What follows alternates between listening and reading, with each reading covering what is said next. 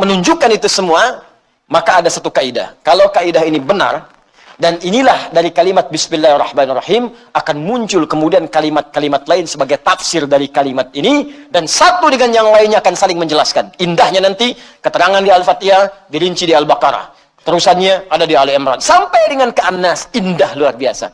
Dari setiap kalimat ada yang akan saling menjelaskan, dan kunci dari semua ini terletak pada kalimat Allah. Dan ini bahasan terakhir kita, Allah. Makanya saya akhirkan.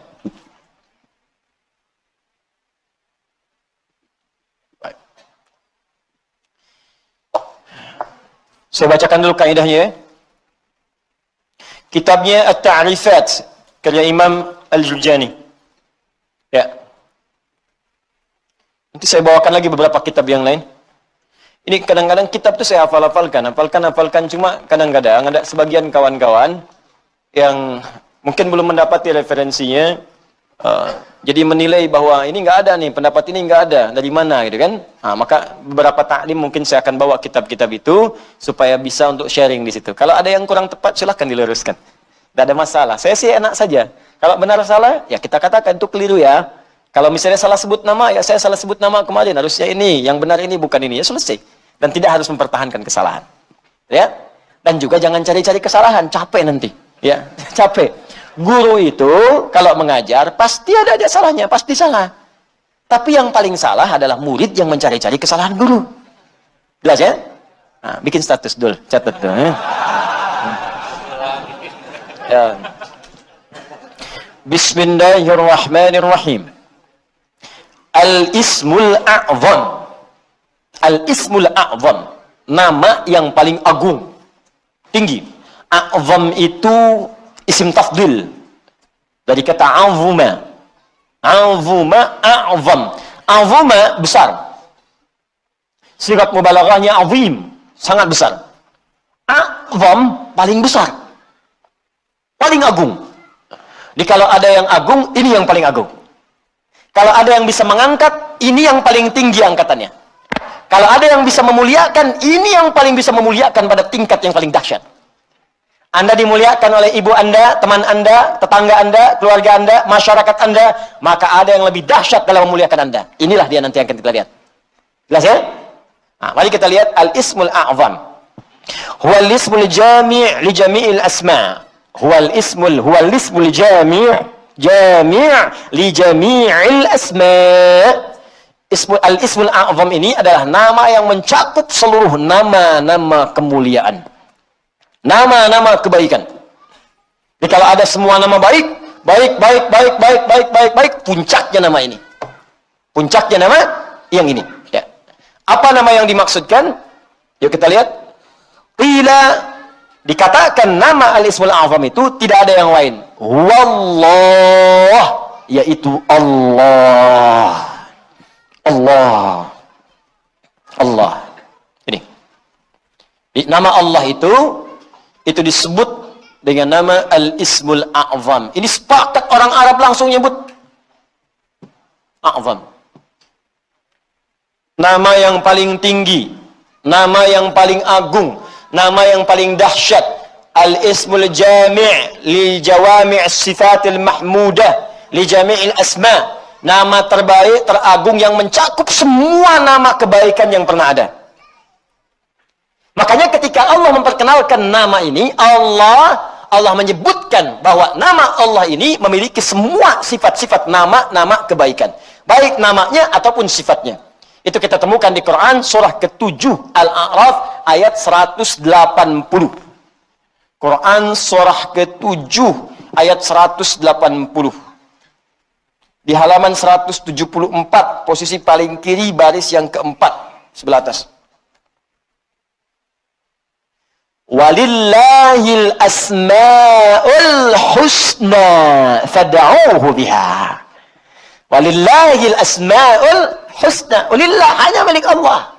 Walillah, hanya milik Allah. Al-asma'ul husna, semua nama-nama yang baik-baik. Di semua nama-nama baik itu terkumpul semua punya Allah. Makanya ketika disebutkan nama Allah, itu mencakup semua nama-nama yang baiknya. Di Anda ketika menyebut nama Allah, ya Allah, Allahumma, ya Allah. Itu sudah mencakup semua nama-nama yang terbaik yang melekat pada Allah Subhanahu wa taala dan sifatnya. Makanya kalau Anda mau memanggil kepada Allah, kata Allah silakan sebut nama Allah secara singkat. Di mana ditemukannya? Boleh Quran surah ke-17 misalnya, ayat ke-110. Ya, Quran surah ke-17 ayat 110. Ya. Halaman 293. Posisi paling kanan di baris yang ke-6. Qulid'u Allah awid'u Rahman ayyamma tad'u falahul asma'ul husna. Qulid'u Allah. Kalau Anda sedang punya masalah, sedang punya persoalan, sedang punya kebutuhan, qulid'u Allah, panggil Allah, sebut, minta. Qulid'u Allah, ya Allah, ya Allah, ya Allah, berdoa minta. Atau sebut Ar-Rahman, ya Allah ya Rahman, ya Allah ya Rahman.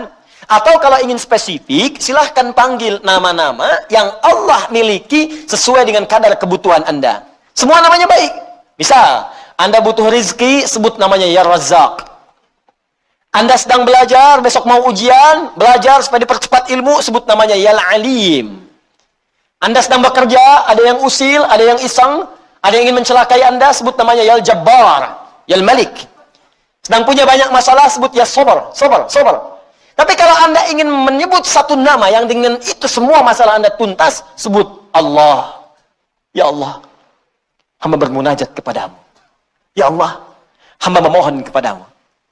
Kalau Anda benar menyebutnya, benar memohonnya, maka demi Allah ada hadis yang langsung disampaikan oleh Nabi sallallahu alaihi wasallam. Langsung disebut oleh Nabi. Jika Anda memanggil Allah dengan namanya yang paling tinggi ini dan benar cara memanggilnya, maka semua permintaan Anda sulit bagi Allah untuk menolaknya. Dikabulkan seketika. Saya bacakan kitabnya, ini halaman 31. Saya hafal ini. Ya, paling kiri di pertengahan. Kitabnya Al-Aqaidah Al-Islamiyah karya Syekh Sayyid Sabiq. Ini kitabnya. Ya. Bismillah. Ismullahil A'zam. Ya, ada yang bisa bahasa Arab? Mau bacakan? Baik, saya bacakan langsung ya. Ismullahil A'zam. Ya. Wa kama anna lillahi hadhil asma' falahu ismun a'zam idza du'iya bihi ajaba wa idza su'ila bihi a'ta. Allahu akbar. Dan sebagaimana Anda ketahui bahwa Allah Subhanahu wa taala memiliki nama-nama yang sangat mulia, ya. Ar-Rahman, Ar-Rahim, Al-Malik, Al-Quddus, ya, dan seterusnya. Di balik nama itu ada nama yang paling tinggi. Dan kalau nama paling agung, paling tinggi itu Anda sebut dalam berdoa, idza du'iya bihi ajaba, maka Allah akan langsung mengabulkan. Wa idza su'ila bihi a'ta, dan jika Anda memohon kepada Allah minta dengan nama itu, maka Allah akan memberikan apa yang Anda minta. Ya, mari kita lihat. Ja'a dzikruhu fima yali min ahadits. Kalau Anda tidak percaya, berikut ini saya tampilkan beberapa hadis-hadis, ya, yang mengabadikan kepada kita peristiwa-peristiwa dimaksud dari Nabi sallallahu alaihi wasallam. An Buraidah radhiyallahu taala anhu qala, hadis pertama dari Buraidah, ya semoga Allah meridai kepada beliau, qala sami'a an-nabiyyu sallallahu alaihi wasallam rajulan yad'u. Satu kali Nabi sallallahu alaihi wasallam pernah mendengar seorang lelaki sedang berdoa. Lelaki itu berdoa kedengaran oleh Nabi. Ya, apa doanya? Mari kita lihat.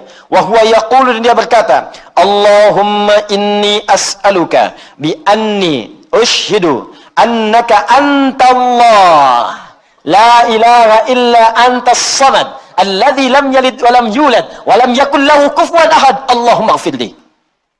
Saya baca ke kitab. Bi anni ushhidu annaka antallah la ilaha illa antal ahadus samad alladhi lam yalid wa lam yulad wa lam yakul lahu kufuwan ahad. Allahu akbar. Dia membaca pertama, usyhidu bi annaka antallah, ya Allah. Perhatikan nih. Saya bersaksi Engkau Allah. Engkau Allah. Engkau Tuhanku ya Allah. Engkau Tuhanku yang memerintahkan aku ya Allah untuk bermohon hanya kepadamu. Aku bersaksi Engkau satu-satunya Tuhan, tidak ada Tuhan yang lain. Aku bersaksi hanya memohon kepadamu, tidak ada syarikat untukmu. Allah disebutkan namanya. Maka apa yang terjadi? Perhatikan. Faqala walladhi nafsi biyadihi laqad sa'ala Allah bismihil a'zam alladhi idza du'iya bihi ajab wa idza su'ila bihi a'ta. Allahu akbar. Dalam riwayat orang ini berkata, ya Allah ampuni saya, Allah maghfirli, ya Allah ampuni saya. Maka kata Nabi, perhatikan kalimatnya, kata Nabi, walladhi nafsi biyadi, saya bersumpah karena Allah. Saya bersumpah dengan nama Allah yang menggenggam jiwaku. Nabi mempertaruhkan jiwanya, ya, mempertaruhkan dirinya dalam genggaman Allah untuk menyampaikan makna yang sangat dalam ini. Ini sumpah nih. Wallazi nafsi biyadi itu sumpah. Ini sumpah tertinggi dari seorang hamba yang menunjukkan kemudian keesaan Allah Subhanahu wa taala.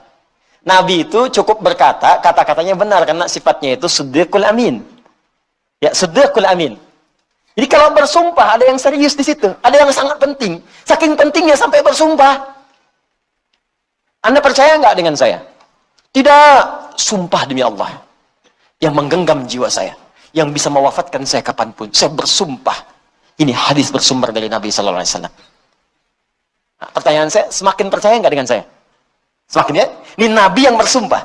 Maka kata Nabi, apa kata Nabi? Laqad sa'alallaha bismil a'zam. Orang itu tadi telah memohon kepada Allah dengan menyebutkan nama yang paling tinggi. Nama yang paling agung. Alladzi idza du'iya bihi ajab wa idza suhila bihi a'ta. Nama itu kalau disebutkan dalam doa, maka Allah seketika akan menjawab doanya, dan jika dia meminta, maka akan mengabulkan segala permintaannya. Hadisnya sahih. Hadisnya sahih. Rawahu Abu Dawud wa Tirmidzi wa An-Nasa'i wa Ibnu Majah wa qala Al-Munziri qala Syekhuna Abu Al-Hasan Al-Maqdisi wa isnad la mat'ana fihi wa la alam annahu ruwiya fi hadha hadis ajwad minhu. Allahu akbar. Hadis ini diriwayatkan oleh para ahli hadis, Abu Daud, At-Tirmidzi, An-Nasai, Ibnu Majah, bahkan Al-Imam Al-Munziri mengatakan ini riwayat enggak ada celaknya. Enggak ada celaknya, sahih. Sahih, dan saya tidak melihat riwayat yang lebih baik daripada ini. Ya, hadisnya sahih. Tuh, hadisnya saya tampilkan, riwayatnya saya sampaikan, kitabnya saya tunjukkan, dan manfaatnya kita dapatkan. Allah. Nah, coba pertanyaannya, ini kan kalimat dirangkaikan di situ, Bismillah, Allahnya sudah muncul. Bahkan yang paling dahsyat, Rahman Rahimnya datang. Harusnya kalau sudah Bismillah, sifat Rahman Rahim itu datang. Bismillah, minum, Rahmannya turun, berkah minumannya, dituliskan pahala akhirat dengan Rahimnya. Harusnya begitu. Bismillah, sembuh. Ada keberkahan dalam kesembuhan. Sembuh penyakitnya, dituliskan pahalanya. Istighfar di situ saat sakit ada pahala, segala ada pahala, sembuh. Ada keberkahan dalam sembuhnya. Kalau orang sakit kemudian sembuh, dan sembuhnya ada berkahnya, maka saat sembuh itu, semua hasil dari sakitnya akan mengantarkan dia pada ibadah. Dosa diampuni, begitu sembuh, ibadah dia meningkat. Jadi kalau Anda pernah sakit, Anda istighfar, Anda berdoa, terus sembuh. Nah saat sembuh itu, justru semakin jauh dari Allah. Itu artinya ada yang nggak berkah dalam doa itu. Ada yang nggak berkah dalam obat itu. Ada yang nggak berkah dari orang-orang yang datang menjenguk Anda itu. Ada yang nggak berkah. Kalau berkah itu makin rajin. Kenapa Anda sakit yang datang orang pengajian? Yang datang orang masjid? Jadi begitu Anda selesai sakitnya, datang jadi sembuh, kadang-kadang jadi asbab hidayah. Rajinlah ke masjid nih. Rajin bangun malam, itu berkah di situ. Itulah Bismillah.